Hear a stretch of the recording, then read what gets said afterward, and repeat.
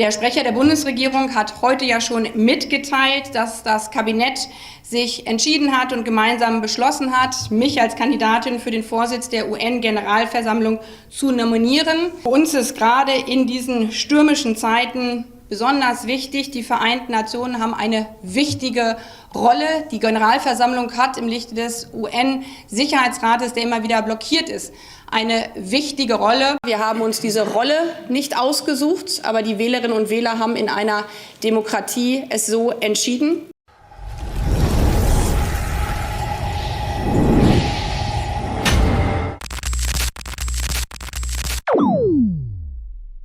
Hey Leute, willkommen in der Realität. Annalena Baerbock hat sich mal eben schnell den prestigeträchtigen Posten der Präsidentin der UN-Generalversammlung geschnappt. Und das, obwohl der Job eigentlich einer erfahrenen Diplomatin zugesichert war. Doch wie kam es dazu? Was steckt wirklich dahinter? Wir schauen uns das an. Liken, abonnieren und vor allem kommentieren. Was haltet ihr von diesem Move? Auf geht's! Doch wie kam es überhaupt zu der umstrittenen Besetzung? Die Entscheidung kam für viele in Berlin überraschend. Der Posten war seit Sommer 2024 fest an die erfahrene Spitzendiplomatin Helga Schmidt vergeben. Das Bundeskabinett hatte ihre Nominierung bereits beschlossen. Schmidt, international bestens vernetzt, hatte laut Medienberichten bereits Gespräche mit rund 100 Staaten geführt, um sich auf die neue Aufgabe vorzubereiten. Das Baerbock-Manöver schnell und diskret.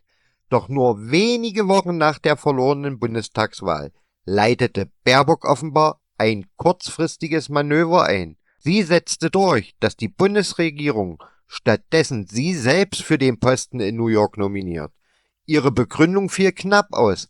Eine starke politische deutsche Besetzung sei ein wichtiger Baustein für unsere Kandidatur, um einen nichtständigen Sitz im UN-Sicherheitsrat 2027-28, schrieb sie in einer Mail an ihren grünen Landesverband.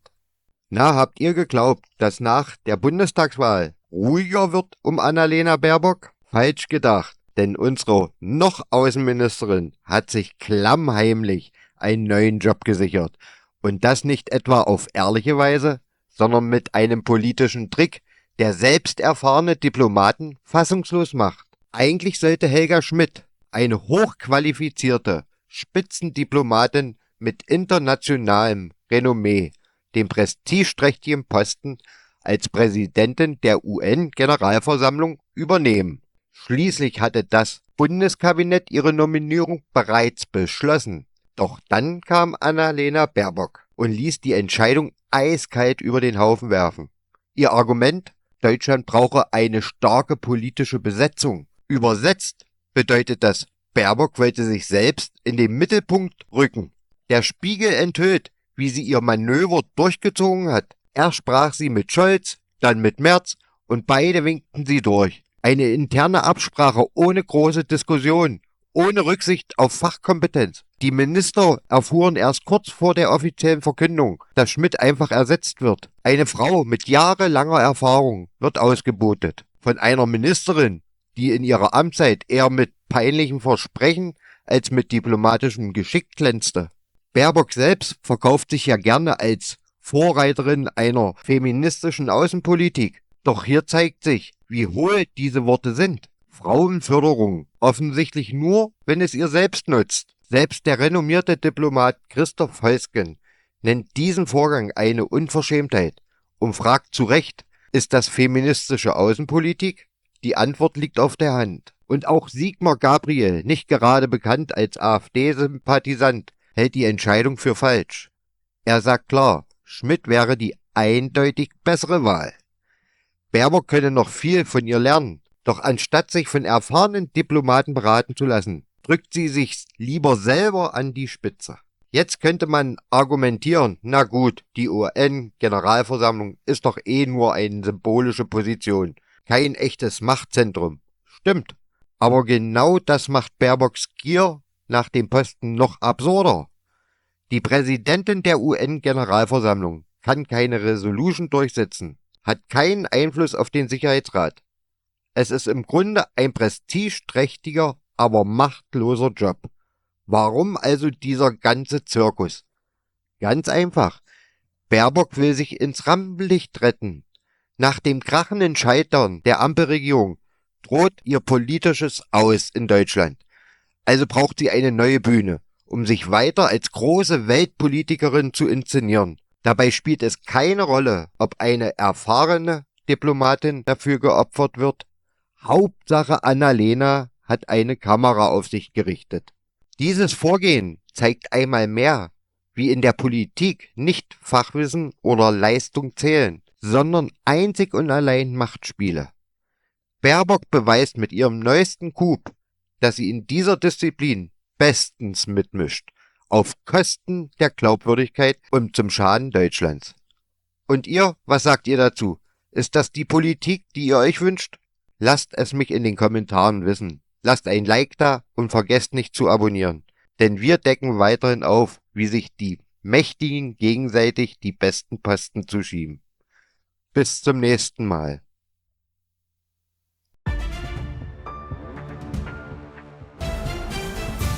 Also sie saß jetzt in der Bundespressekonferenz oder in der Pressekonferenz und sagte, ja, also das Kabinett habe einstimmig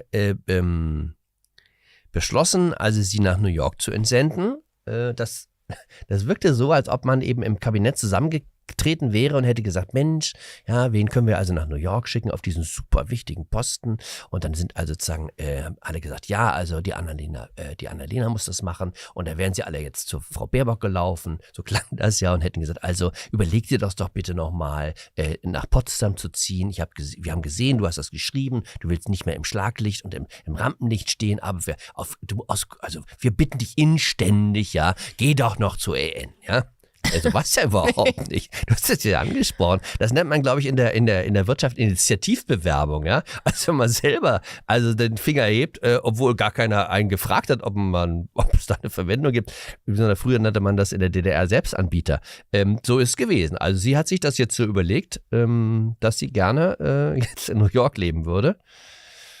Ja, ich glaube, ich fand interessant, dass es solche Wellen geschlagen hat. Okay. Ich glaube, das hat sie auch überrascht.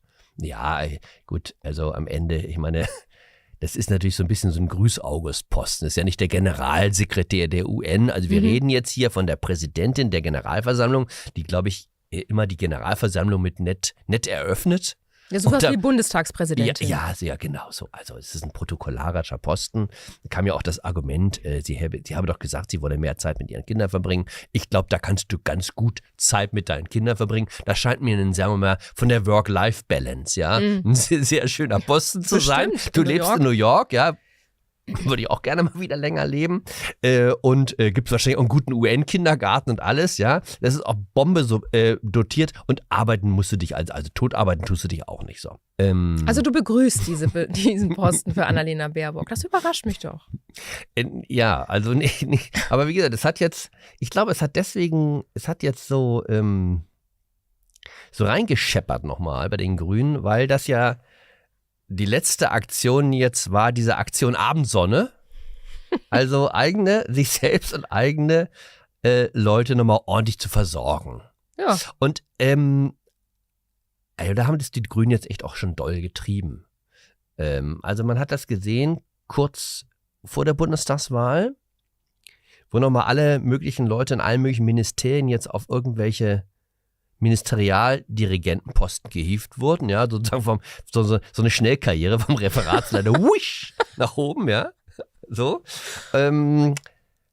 Sauteuer übrigens für den Steuerzahler. Verstehe ich ja irgendwie, also die engste Mitarbeiterin von Frau Baerbock kriegte dann irgendwie so eine Schnellbeförderung nach ganz oben. Der Sprecher von Frau Paus, also unsere Familienministerin, für den wurde jetzt extra noch ein Referatsposten geschaffen an der deutschen Botschaft in Paris. Offenbar, weil sein Lebenstraum immer war, er möchte gerne mal in Frankreich leben. Ja? Also wurde jetzt... Ernsthaft? Ja, die haben also die große Weltkugel sich angeguckt. Und da hat er gesagt, also Paris, ich würde gerne nach Paris. Also habe ich jetzt, und zwar das war natürlich der Clou, Er ist jetzt verantwortlich, also er ist jetzt für Familienpolitik verantwortlich an der deutschen Botschaft in Paris. Wahrscheinlich, um den Franzosen mal zu erklären, wie Familienpolitik richtig geht, weil wir ja wissen, dass die Franzosen da ganz, ganz viel Nachholbedarf haben. Das ist natürlich grotesk. Er ist Vielfaltslobbyist. Allein der Name. Und das Beste ist, also der Posten ist, wie gesagt, ein Referatsposten, so mittelprächtig dotiert, aber er behält einfach sein altes Gehalt. Und 2.000 € Auslandszuschlag obendrauf. Ja, gut, dass dann irgendwann die Leute mitkriegen und irgendwann auch den Kanal voll haben, das hat jetzt, ich glaube deswegen, hat es jetzt die Annalena nochmal so getroffen.